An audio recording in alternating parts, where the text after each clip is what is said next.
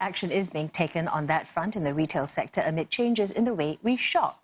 A program to help workers learn to take on higher value roles could benefit 200 of them over the next 2 years. When Andy Keck first started working at sports retailer Decathlon in 2016, his job was mainly to ensure the shelves were well stocked. But the 25-year-old is being trained to take on added responsibilities like visual merchandising.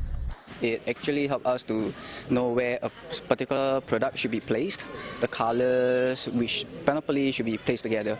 With technology and training, we will ensure that there will be sufficient time for teammates to do a better value-added job, such as interacting with our customers, as well as engaging in different business support functions, such as business analysis, web merchandising, and fulfillment of the customer online via digital means. The Job Redesign Place and Train program will help workers moving into new job roles by providing more structured training. Workforce Singapore will work with retailers to customize training plans, which can comprise both classroom and on-the-job training. Retailers will also get salary support of up to 70% for staff on the program.